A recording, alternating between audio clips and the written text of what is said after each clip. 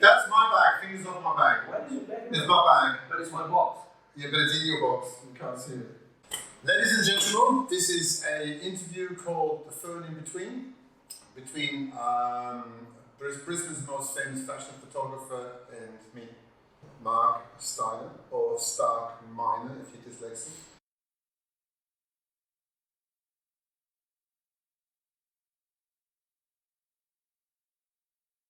At what point in your life did you notice yourself being drawn to the arts? Drawn to the arts? Yeah. Very early on. I cannot remember not creating and not painting. And then my mum had a art gallery after her fashion career, because she used to be a fashion model, no joke. Paris. Yeah, I know, I didn't believe it. Paris, and then not Rome, Munich, Cairo, So Zurich. You look more like a dad. And after 25 years of being a fashion model, she didn't have the confidence anymore to be in front of the camera, so she gotten older, fair enough. And she opened up a art gallery. So that was when I was 18, 19. And my parents were always into the art scene in general. And for her to have a gallery didn't surprise me, but that also sparked my interest to go to art school in Switzerland, which was a Bauhaus-based art school. That means you had people in their trades teaching you their knowledge. So you had the graphic artist teaching his knowledge from his experience, and the sculpture and the photographer and so on. So that's where earlier age on, I cannot remember not creating or not painting or not taking photos. Long time. Yeah, very long time. My turn? Yeah. Oh, okay, simple questions here. Is it true or false that the definition of trust is oral sex amongst cannibals? Yes or no? Cool. Yeah.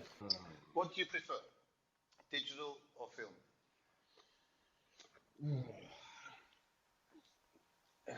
Okay. Short and long. Okay.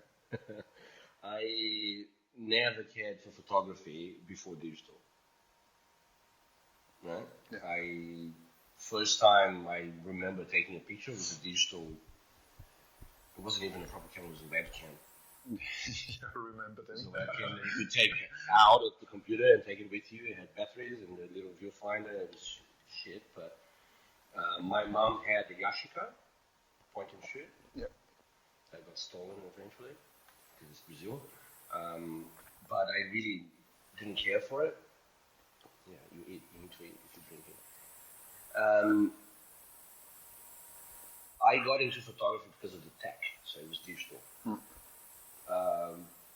Now I should film for myself, because when I made the move to full-time photography, I started to worry about not loving photography anymore because it's my job, and it used to be my hobby. So I just started shooting film just here and there to slow down, because with digital you click, it's too much. And I was in New Farm and I was walking in Helga one day, and I was walking on the street and I saw a film lab around the corner from us. And I'm like, oh, so I walked in and I had a chat to the people there, and then I started shooting film again. Like, well, again, for the first time really actually shooting a film. I mean, the disadvantage of film is that you can't click away, you know. You have to be really certain of what you take photos of. Is that a disadvantage? In form of artistic creation and possibly getting the right image, the right moment, it's like having your film on a motor, you know. I was never a kind of shooter anyway. I was never, but still, like in a photo shoot, in a 3 hours photo shoot, I would end up with like 1,000 photos, and it's a lot. It's too much. Because you're not really thinking. You're waiting for the moment and everything, but you click. With film, I have to think about everything that I'm doing.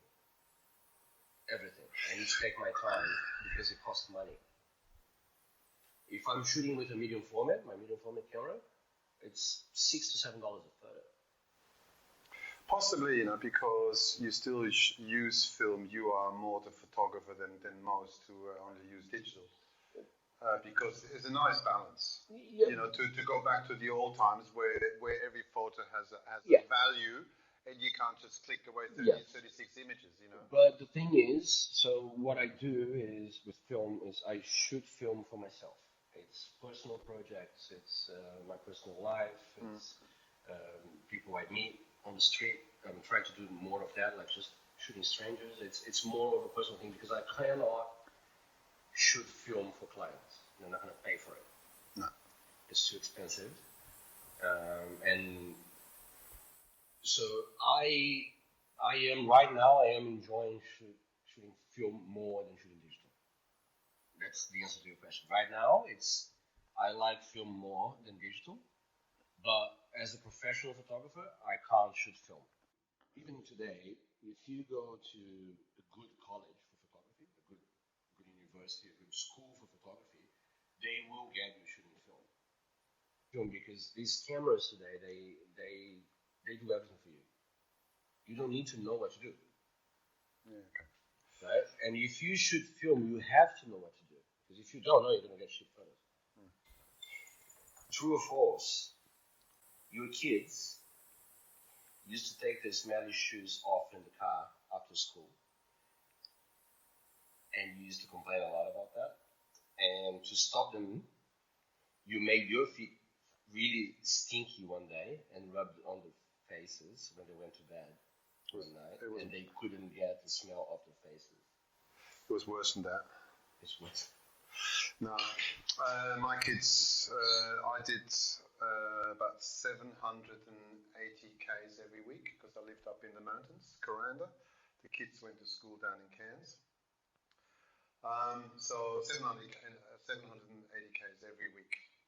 Come summer, hot, of course, and I had a new car then, not the one I have now with 4 air conditions. I had one car with a proper air condition.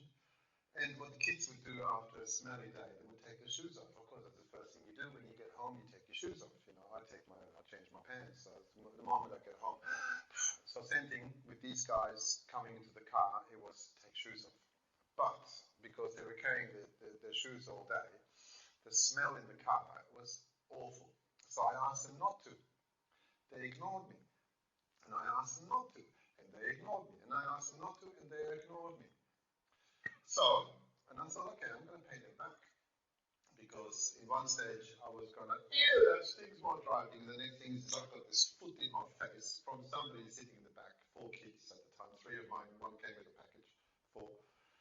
And I was like, this is not possible. So, for a whole day, I wore my Converse in summer, and I ended up not taking my shoes off.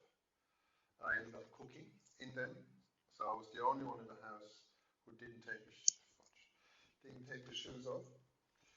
And come night time, it's like, time for bed, brush your teeth, have a shower, go to bed, and I'll tuck you in. So they were all waiting, because we always had the routine tucking kids in. We would either sing songs, or we would have a bit of a tickle contest, But that's how I put them to bed. But that night, I didn't. Because before they knew it, I went to the fridge because I bought herring in vinegar, raw mops. I would take a slice off and I would rub it between my toes.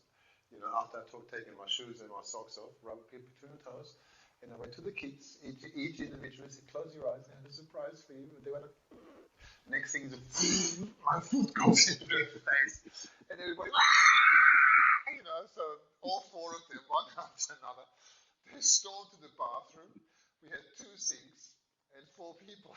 So one was washing himself, the other one in the back, and like, my turn. So it went on. Yannick, the youngest, he was like this.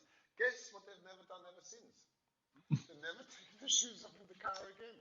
Yep. So yes. Yeah. It's a brutal reminder, that. Yeah, this came from Yannick. It's good parenting. He remembers really well. Good on you. Have you ever Oh, here we go. had to find food on the streets in the garbage or anything to survive? Yeah. Yes, I did. I was 21. I traveled south of France. Um, I was born in Adelaide, grew up in Switzerland, mum Dutch, dad Swiss. I grew up in Basel, which is the northern part of Switzerland, which is just on the border of France and Germany. So you had 10 minutes to go to France, cheap shopping, food, versatile, seafood. And Germany, if you wanted to go out for dinner, because it was cheaper. But Switzerland was good to make money. So that's where I grew up. Come to a point where I had enough of life, needed to experience new things. I went to the Italian part of Switzerland, where my mum used to live. But what I did is I bought 100 t-shirts, 50 singlets and 50 normal t-shirts, and 6 spray cans, and I had a big ghetto blaster with rap music playing. So I did a trial run in the Italian part of Switzerland. I'll explain to you what I did later. And that motivated me then to go on further, to go to south of France. I went to Saint Raphael, which is near Fréjus, which is a Roman settlement from 2,000 years ago, close to Nice. So between Cannes and Nice, you know. So, nevertheless, so what I would do, I had this ghetto blast and rap music, you know. Was a Sugar Hill gang with Rappers Delight, yo, you know, and I had 6 spray cans, and I would spray graffiti on my t-shirt and would sell them, you know, directly on the beach. You just killed my other question, but that's fine. Cool. And that I was there for 2-3 months. Easy survival because as being Swiss, you know, there were lots of Swiss tourists there, and there was something unique. Oh, it's another Swiss doing graffiti t-shirts. I'll buy of you. So $20 a pop, you know, even that was good, and that survived. But because I was young and not super intelligent, all that money went to drugs and alcohol, you know, because there was abundance in southern France, of course. But come to one point where it started raining. I couldn't sell t-shirts. I had no money. I had money for stock, as in soup stock. Mm-hmm. That's all I was able to afford. So the group of us, a couple of friends, of course, we connected with. Had this one. There was this one punk with a palm tree kind of a headdo. You know, there was an English guy. He was a singer. He was called Siggy B. Summers. Siggy because of Siggy Stardust, David Bowie, and B. Summers because of Sing. He adored them two, and he would practice in the underground parking lot in the toilets because the acoustics were there. It was brilliant. So every day he went singing there, but 2 or 3 times, you know. So nevertheless, we all went to the markets, the local markets, after they finished, after 12 o'clock, and we pick up rotten vegetables from the ground. And we would take them to the camping site we had. We found a tin of pickled onions. Still smell like onions, perfect, don't wash it, you know. And I had a little gas cooker. And that's what we did. So we went to the local showers near the beach in south of France. Filled up that tin with water, chopped all the rotten bits of the vegetables, and best soup ever in my whole entire life. I had a 2-person tent. We were the 5 people in there because it was raining. We had 1 spoon to share. It was the best soup I've ever had. So yes, I did pick up things from the street once. You know, incredible experience. Why do you drive a middle-aged sports car? A middle-aged sports car. You know, the midlife crisis type thing. You know. Okay, because I thought it was like Scheisse 90. Scheisse 90. Sorry, that's dyslexic talk. Nice and shiny. Why do I drive a middle-aged sports car? Okay. I don't like driving. Since when? I never liked driving. Long drives and so I don't like driving. I thought you liked driving. No, I never liked driving. To give you an idea, I wouldn't go from Brisbane to Byron Bay and back in one day. It's too much road for me. So I think it's harder to drive short distances than long distances. I never liked long drives. I never liked being in a car for too long. Driving. or even just sitting as a shotgun. It's not my thing. Also, cars in Brazil are very expensive. So I had one car in Brazil. It was Volkswagen Gol, smaller than the Polo. It's shit. Golf. Gol. It's Golf, smaller yeah. than the Polo. Okay. Yeah, okay. It's smaller than the Golf. It's only made in Brazil. It's actually cheaper to buy them in Mexico than in Brazil because in Brazil cars are expensive.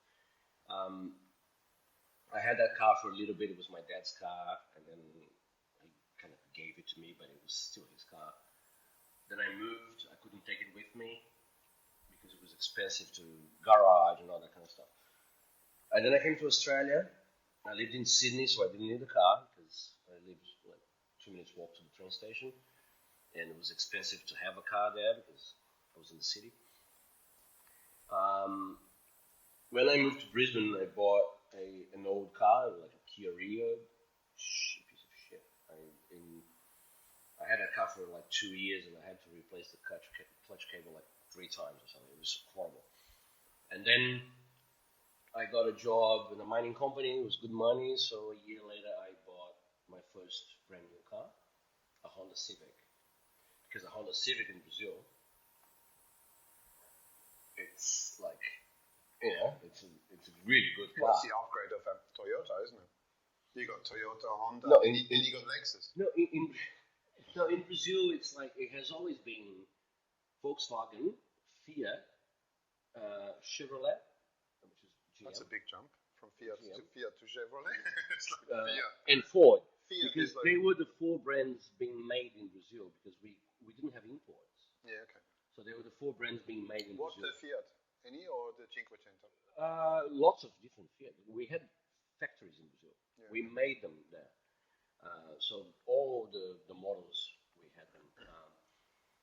But then in the 90s when they opened the borders and all, I started getting the Japanese cars, and the Honda Civic of late 90s changed the design. It was very futuristic, and I was like, wow. Yes, they were. But that was a very expensive car in Brazil.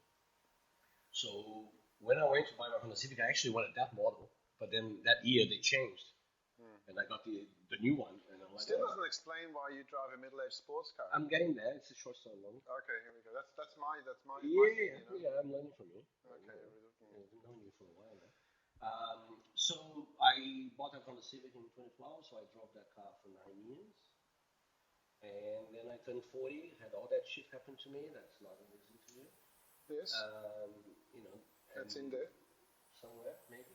No, leave it. And be proud. And I decided to move to Cairns, right? I was like, I'm moving to Cairns in November, and that was back in August. So I'm like, if I'm going to drive there again, I'm going to drive with a nice car so I enjoy the drive. So it's not got nothing to do with your self-esteem and that you have a small dick? No, I don't have a small dick. What about your self-esteem? My self-esteem is really good right now. Because you drive a car? No, it has been for the past, 18 months. Can't complain. So I just, I started looking, and that was not my first time. I started thinking, I want a new car. I want something a bit cool because now I'm like 40 and having, starting my life again. And I wanted, I never liked cars. There's an acronym for BMW. Okay. Big man's Willie. And I really don't care. I never cared for cars. You do drive a lot, I do now. And especially with COVID and Omicron, you do not want to mingle. And if you can drive that in a comfortable car that drives well, fair enough. Yeah. A song you hate by an artist you love, and a song you love by an artist you hate. You probably know more than I do. No, it's going to be edited. You can think. A song I like by an artist I hate.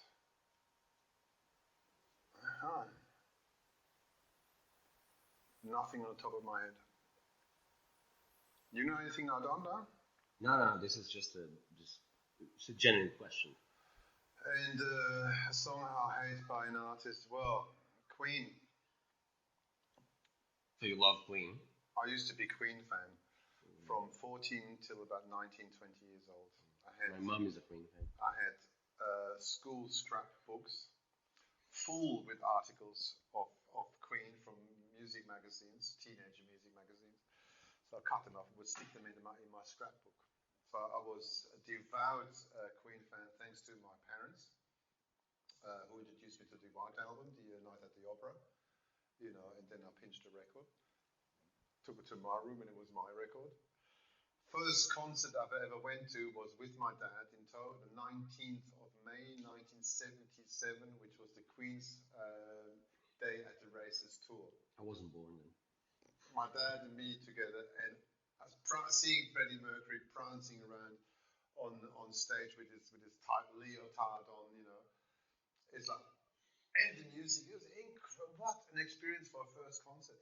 And my dad as well, he was like, that was great, So, devout Queen fan until the album called The Game, which then became a bit too commercial for me, and I sort of lost interest. Okay. It was the first, second, the third album, Sheer Heart Attack, then A Night at the Opera, Day at the Races, News of the World, and then Jazz that came out, then the live album came out, and then The Game. That's where I lost interest. Okay, but what's the song that you really don't like? Anything After, which I sing along. If I hear it on Alexa, on Google, and that song comes up, I sing along. Who Wants to Live Forever? Freddie Really? Mercury. You don't like that song? No, It's from Highlander. I don't care. No, Good bloody, movie. the bloody French actor with his massive Neanderthal forehead, Sean and Connery. Sean Connery with his little things that didn't do Playing it in for me. Spanish, man. No, yeah, right. Looked like a fucking peacock. No. So no, I never got into Queen after. Though I know every song they produced since then, and if it plays on the radio or in the car, I sing along. So it's a song you love. You hate to love to hear to love to hate. You know what I mean? Yeah. So probably that's the best example. The other way around, I can't think of anything.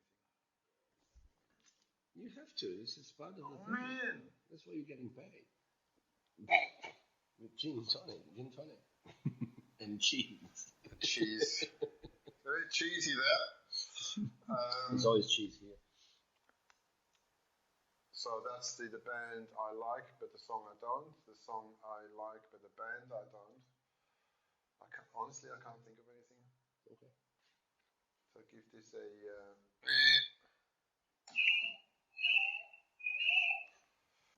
Have you ever worn a 70s porn moustache, and why did you? Yes. Yes. Yes, I did. Why the fudge did you? It wasn't my fault. They gave it to me. It grows on your face. You're They in gave control. it to me. They gave it to me. Here's a moustache. Okay. Glued it on. No, it was makeup. It wasn't glued. It was makeup.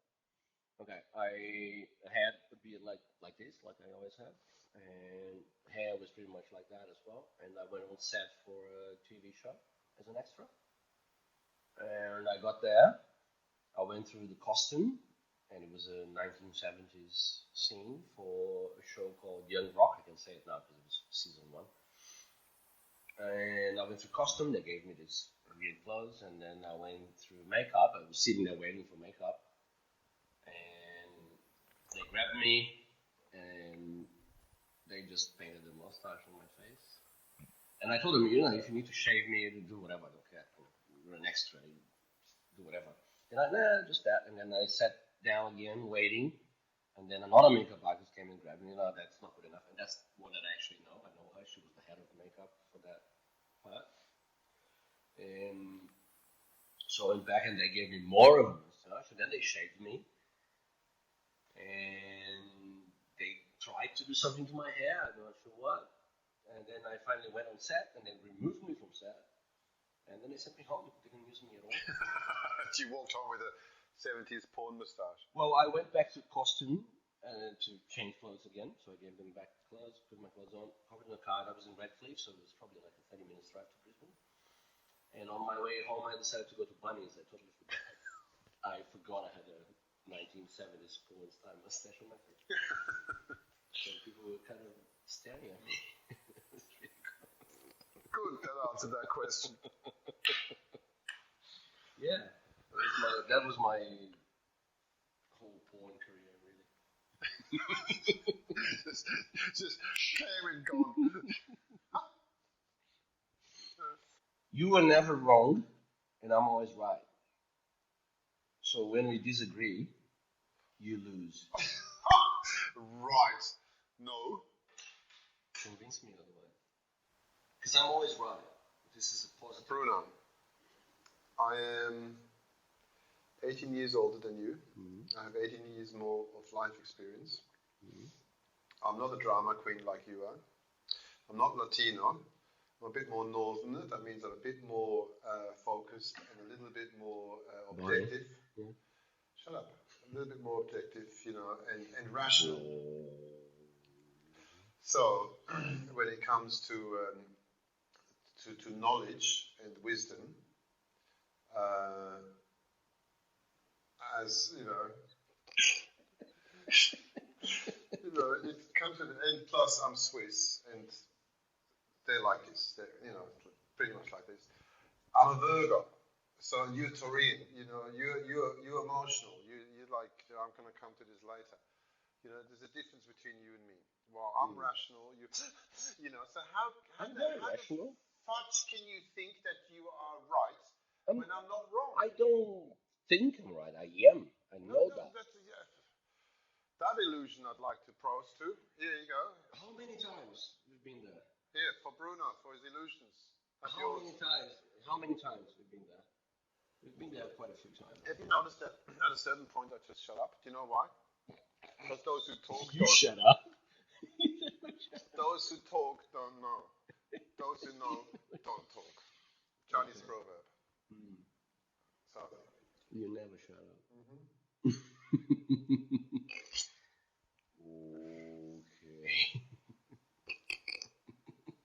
Okay. the thing works. I know, it's a sustain pedal. So, you are Brisbane's most famous fashion photographer. That's not a question. You are Brisbane's most famous fashion photographer. It's still not a question. You are Brisbane's most famous fashion photographer. You have to, it's English. You kind of have to do the things. The last bit was good. Do you want to say it again? Yeah, you kind of added the question. You just like to hear it, don't you? So, here we go again. You are Brisbane's most famous fashion photographer.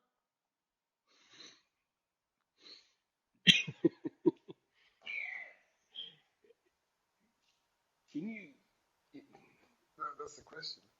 Well, it's a statement, it's also a question. And I had to read it out to you 4 times because you'd like to hear it. It's not a question. Yeah. It's English. You have to swap the thing in the beginning. I did. No, you didn't. Because you don't listen. Okay. Here we go. You are Brisbane's most famous fashion photographer. It's still not a fucking question. You haven't even listened to my finish. Like the accentuation of the voice goes up, hence question. Yeah, you finish like that, but you still anyway. Are you going to answer or not? Do you want me to ask you again for the 6th time? Or because you like to hear it? Yeah, it sounds good. Yeah.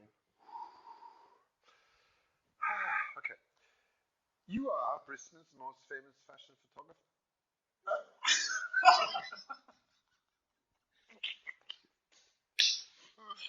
Being an Adelaide-born Swiss-German gay Jew, how shady is your bookkeeping?